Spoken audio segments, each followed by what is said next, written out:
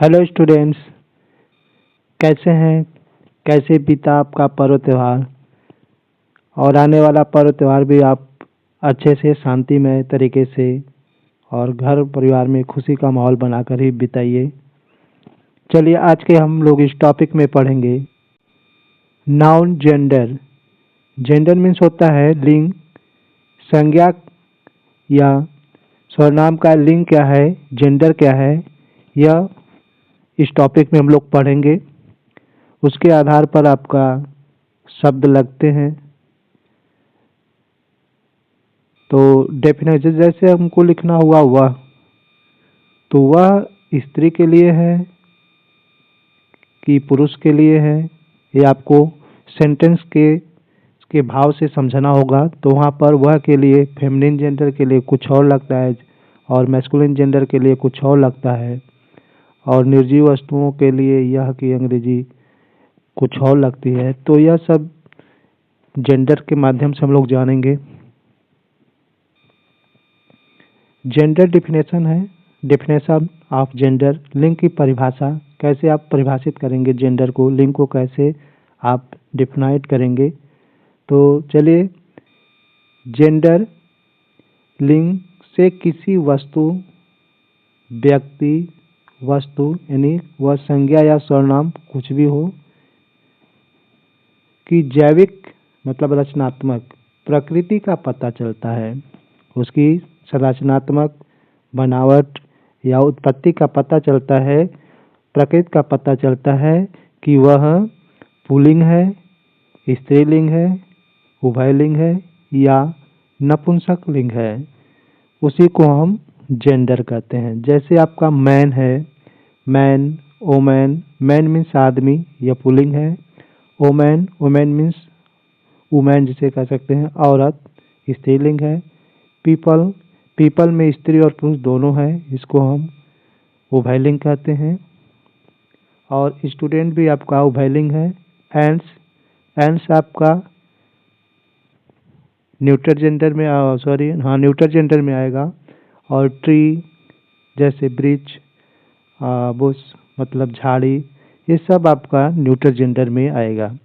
तो उसी को हम डिफाइन करेंगे कि आपका जो स्त्रीलिंग, पुल्लिंग, उभयलिंग, वह किस तरह से हम लोग जानेंगे, पहचानेंगे। तो इसको हम चार भाग में बांट कर देख लेते हैं। काइंड्स ऑफ जेंडर, लिंग के भेद। तो इस शब्दों के आधार पर हमने लिंग, जेंडर को चार भागों में डिवाइड किया। वह आपका है there are 4 kinds of gender, चार प्रकार के जेंडर होते हैं। पहला मैस्कुलिन जेंडर, मैस्कुलिन जेंडर को हम पुल्लिंग कहते हैं। पुल्लिंग क्या है?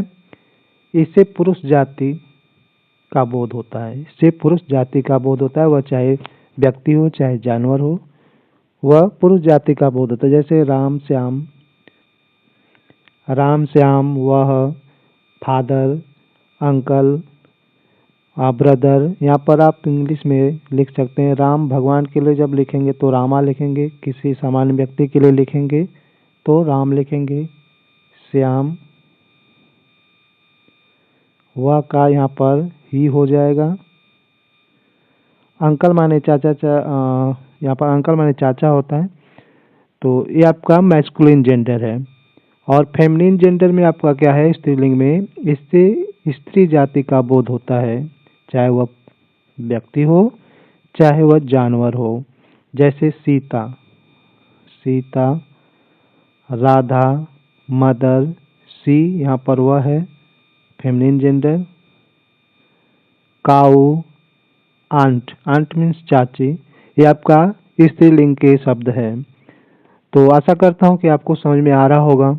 अगर वीडियो समझ में आ रही हो, अच्छी लग रही हो, तो आप एक लाइक ज़रूर करते चलिए। अगर चैनल को सब्सक्राइब नहीं किए हैं अभी तक तो कर लीजिए, आपको यूजफुल वीडियो मिलेगी।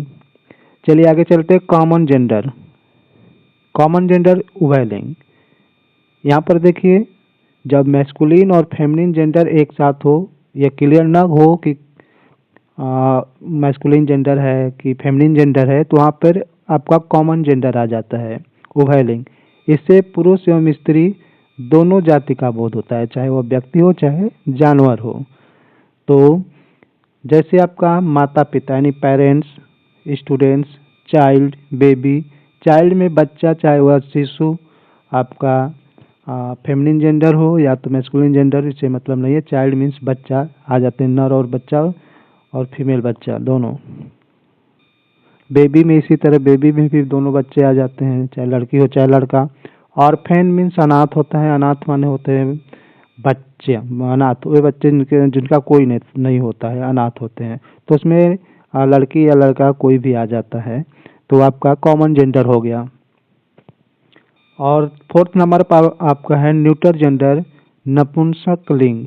इससे निर्जीव वस्तुओं का, वृक्ष का, झाड़ी का और कंसेप्ट मीन्स अवधारणा जैसे हैप्पीनेस, फ्रीडम या छोटे कीड़े मकोड़ों का बोध होता है, तो उसे आपका न्यूटर जेंडर के अंतर्गत आता है। जैसे किसी ने पूछ दिया कि आंट का जेंडर बताओ, ANTS का, एंट्स का जेंडर बताओ, तो आपका यह न्यूटर जेंडर है। जैसे आपका वुड है, लकड़ी है, चेयर है, हैप्पीनेस है, फ्रीडम है और सैडनेस है, एंड्स है, ट्री है, इट इज एक्सेट्रा। तो ये आपका न्यूटर जेंडर के अंतर्गत आते हैं ये सब शब्द। तो आशा करता हूँ कि आपको समझ में आ गया होगा। और इसका ये आपका इंग्लिश डेफिनेशन है, इसमें आप ऐड करके आप जोड़ लीजिएगा, ऐड करके आप जोड़ लीजिएगा और इसको देख लीजिए। Refers to male people or animals, यानी जो मेल पुरुष लोगों को, पुरुष व्यक्तियों को या जंतुओं को संदर्भित करता है वह मैस्कुलिन जेंडर है। फेमिनिन जेंडर में refers female people or animals, जो स्त्री जाति के लोगों या तो जानवरों को रेफर करता है, संदर्भित करता है। और कॉमन में जिसमें those nouns whose gender is not specified, they can either be male और फीमेल। कहने का मतलब ऐसे नाउन जिनको वह विशेष रूप से यह इस प्रकार से दिखाता है कि न वह तो मेल है ना तो फीमेल है, तो वह आपका कॉमन जेंडर में आ जाते हैं। और न्यूटर जेंडर में आपको बताया गया, neuter gender refers to nouns that are neither male nor female. तो इसको भी आप or small creatures or trees, तो ये आपका न्यूटर जेंडर में आ जाते हैं। संदर्भित करता है जो उस नाउन को जो न तो मेल होते हैं न फीमेल होते हैं, तो उसका क्लियर नहीं हो कर पाते हैं, तो वहाँ पर आपका न्यूटर जेंडर होता है। और ट्री हैं, बुश हैं, बुश मतलब जैसे वो झाड़ी ओड़ी होती हैं, घास होते हैं, तो आपका न्यूटर जेंडर में आते हैं। तो चलिए, आशा करता हूँ कि आपको समझ में आया होगा, आ गया होगा।